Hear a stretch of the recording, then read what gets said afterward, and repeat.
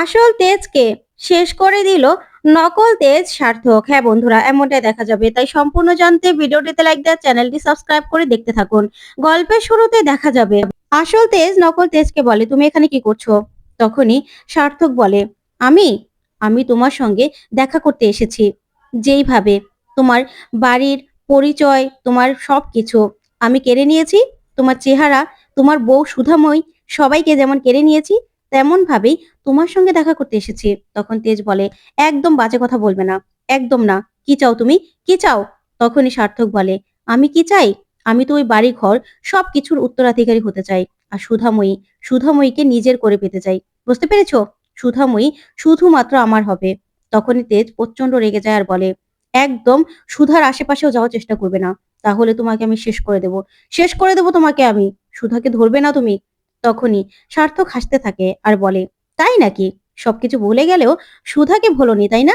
সুধার প্রতি ভালোবাসাটা সে আগের মতোই আছে। পাগলের মতো ভালোবাসো তুমি সুধাকে, আমি জানি তো। তাই সবকিছু ভুলে গিয়েও সুধাকে তুমি ঠিকই মনে রেখেছো। কিন্তু সুধা তো আর তোমার থাকবে না, সুধা আমার থাকবে। কারণ সুধা তো ডিভোর্সি ছিল, তোমার বউ ডিভোর্সি ছিল। তখন তেজ বলে, ডিভোর্সি মানে? তখন সার্থক বলে, হ্যাঁ, তুমি জানো না, তোমার বউ তো ডিভোর্সি ছিল। সে অনেক লম্বা ঘটনা।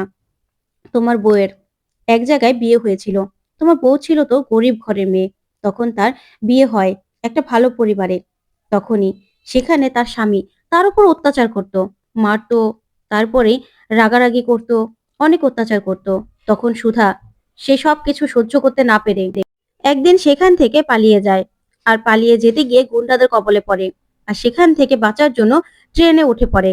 আর ট্রেনে উঠলেই না, তার দেখা হয় তেজের সঙ্গে।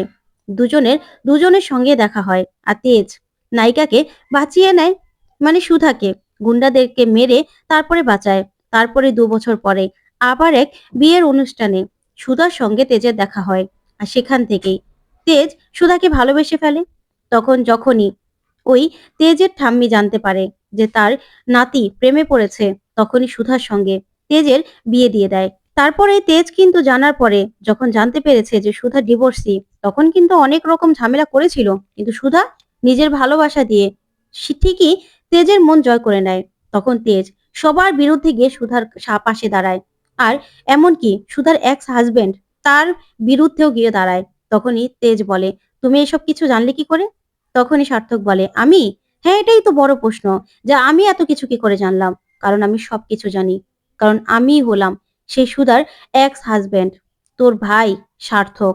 তখন তো তেজ এই কথাগুলো শুনে চমকে যায় আর বলে, কি বলছো তুমি? ওইদিকে দেখা যাবে সুধা বারবার করে তেজের ফোনে ট্রাই করতে থাকে। তখন ঝিনুক বলে, জামাইবাবুকে পেলি?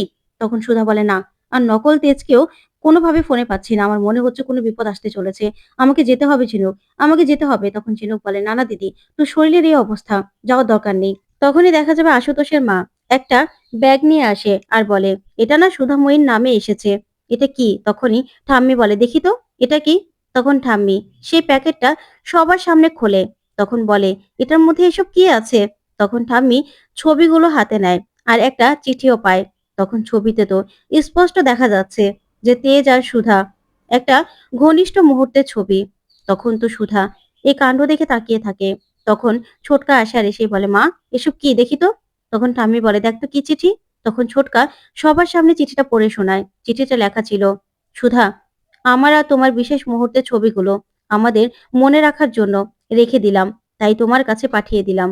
আর তুমি, তোমার আর আমার বিশেষ মুহূর্তের ফল তোমার বাচ্চা, তুমি বাচ্চা, আমাদের বাচ্চা তোমার গর্ভে আছে। ইতি তোমার বিচ্চু। তখন তো বিচ্চুর নাম শুনে সবাই সবাই হা করে তাকিয়ে থাকে সুধার দিকে। ওইদিকে দেখা যাবে তেজ সার্থককে বলে, এটা কি করে সম্ভব হতে পারে? তুই তো মারা গিয়েছিলি, তাহলে তুই বাঁচলি কি করে? তখন সার্থক বলে, এটাই তো, আমি কি করে বাঁচলাম? কি ভেবেছিস আশুতোষের একটা গুলিতেই আমি মারা যাব? না, আমার না অনেক প্রতিশোধ নেওয়া বাকি ছিল। সেই জন্যই হয়তোবা ভগবানও আমার সঙ্গে ছিল, তাই আমি মরিনি। আমাকে যখন মর্গে নেওয়া হচ্ছিল না, তখনই আমার পরিচিত একটা কাছের কনস্টেবল সে দেখতে পায় যে আমি জীবিত আছি। তাই সে ভাবতে পেরেছে যে আমাকে বাঁচাতে পারলে সে অনেক টাকা পাবে। তাই তো সে আমাকে সেখান থেকে পাল্টে দেয়, সরিয়ে দেয়। তারপরেই তো আমি ধীরে ধীরে সুস্থ হই। তারপরে এখন এসেছি একদম ভালোভাবে তৈরি হয়ে বদলা নিতে। তোর উপর আর তোর সুধাময়ীর উপর। তখন তেজ বলে, না, এটা হতে পারে না। এটা কিছুতেই হতে পারে না। আর তখনই সার্থক বলে, হ্যাঁ, হতে তো পারে অবশ্যই। আগে তোর সন্তানকে আমি শেষ করব। তখন তেজ বলে, তরিকে একদম তুই গায়ে হাত দিবি না তরির। তখনই সার্থক বলে, ও, তোকে তো একটা সুখবর দেওয়াই হয়নি। সুধাময়ী তো আবার প্রেগনেন্ট। তোর বাচ্চার মা হতে চলেছে সুধাময়ী। তখন তেজ বলে, কি কি বলছিস তুই? তখনই সার্থক বলে, হ্যাঁ, তাই তোর বাচ্চাকে তো আমি দুনিয়াতে আসতে দেবো না। ওই বাচ্চাকে আমি শেষ করে দেব। তারপরে সুধাকে এত অত্যাচার করব না যে সুধা সারা জীবন মনে রাখবে সুধার অত্যাচারের দিন শুরু। তখনই তেজ বলে, তুই আমার বাচ্চার কিচ্ছু করবি না। আমার বাচ্চা সুধাময়ীর কিচ্ছু করবি না তুই সার্থক। তখন সার্থক বলে, তুই তো আর বলার অবস্থাতেই থাকবি না। তখনই তেজ বলে, তাহলে তুই আজকে কেন এসব কিছু বললি আমাকে? তখন সার্থক বলে, কারণ তুই তো আর বেঁচে থাকবি না। মরার আগে তোর তো সব সত্যিটা জানা দরকার ছিল। তাই তো আমি তোকে জানিয়ে দিলাম। বুঝতে পেরেছিস? ওই সুধাকে আমার পায়ের কাছে রাখবো। আর সবকিছুর উত্তরাধিকারী হব আমি। আমি সুধা জীবনেও আর আমার ফাঁদ থেকে বেরোতে পারবে না। সুধাকে আমি নিজে আপন করে নেব। তখন তেজ বলে, পারবি না তুই। পারবি না, কিছুতেই পারবি না। তখন এই বলেই তেজ প্রচন্ড ভাবে রেগে যায় আর বলে, তোকে আমি শেষ করে দেব। এই বলেই সার্থককে কিছু করার আগে সার্থক একটা লাঠি দিয়েই তেজের গায়ে মারে। তখন তেজ সঙ্গে সঙ্গে মাটিতে লুটিয়ে পড়ে। তখন সার্থক বলে, তুই কি ভেবেছিস তুই আমাকে মারবি? না, আজকে না আমি তৈরি হয়ে এসেছি। তোকে আমি শেষ করে দেব। এই বলেই তেজকে জলের মধ্যে চুবিয়ে ধরে সার্থক আর বলে, এই তো আর কিছুক্ষণের অপেক্ষা। তারপরে তুই চিরতরে এই পৃথিবী ছেড়ে চলে যাবি। তোকে আমি শেষ করে দেব। তোকে তো আমি থাকতে দেব না। আমার জীবনের সব থেকে বড় কাঁটা হলি তুই। এই বলেই জলের মধ্যে ইচ্ছে মতো চুবিয়ে রাখে সার্থক তেজকে। আর ওইদিকে দেখা যাবে চুমকি অপেক্ষা করছে তেজের জন্য আর বলে, বিচ্ছু আসছে না কেন? কি ব্যাপার? তখনই পায়েল বলে, কি রে চুমকি, কি হয়েছে? তখন চুমকি বলে, দেখো না, বিচ্ছু তো এখনো আসছে না। ওর আবার কোনো বিপদ হলো না তো? আমি গিয়ে দেখি। কিন্তু ওই মহিলা কিছুতেই চুমকিকে আসতে দেয় না। ওইদিকে সার্থক জলের মধ্যে ডুবিয়ে রাখতে রাখতেই হঠাৎ করেই নিস্তেজ হয়ে যায় তেজ। তখন তেজকেই ছেড়ে দেয় সার্থক। তখন তেজ মাটিতে লুটিয়ে পড়ে। তখন সার্থক বলে, আজকে তোমার খেলা শেষ। খেলা শেষ করে দেব। তখন দুজন লোককে ডাকে সার্থক ডেকেই বলে, এবার চারদিকে আগুন লাগিয়ে দে। তখন কেরাসিন চারদিকে ছিটাতে থাকে সার্থক আর সার্থকের লোকেরা। তখন সার্থক বলে, আমি নিজের হাতে তোকে শেষ করব। নিজের হাতে। তখন তেজের চারপাশে কেরাসিন দিয়ে দেয়। আর তখনই আগুনটা দিয়ে দেয় সার্থক আর বলে, আজকে থেকে এই তেজ সারা জীবনের জন্য শেষ হয়ে গেল। আগুনে পুড়েই তেজের চ্যাপ্টার ক্লোজ করে দিলাম আমি। এই বলেই সার্থক হাসতে থাকে আর ওইদিকে চারদিকে আগুন জ্বলতে থাকে। অন্যদিকে দেখা যাবে তেজের মা তেজের মা সেই চিঠিটা পড়ে। তখন চিঠিটা পড়ে আর ছবিগুলো দেখেই চমকে যার বলে, এসব কি সুধা? এসব কি?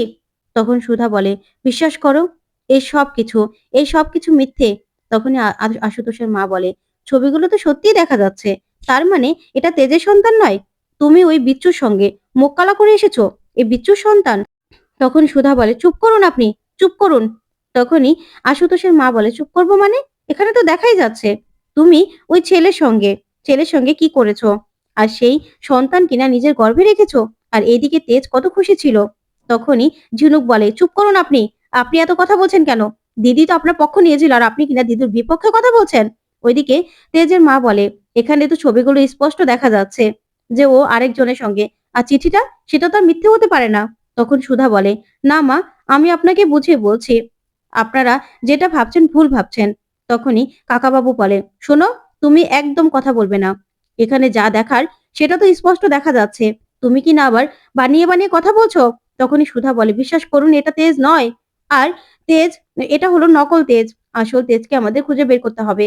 আর বিচ্ছু কখনো এরকম কাজ করতে পারে না। তেজ কখনোই তার সুধাময়ীর সম্মান নষ্ট করতে পারে না। আমাকে তেজের কাছে যেতে হবে। তখন ঠাম্মি বলে, খবরদার, এই বাড়ি থেকে তুমি একদম বেরোবে না।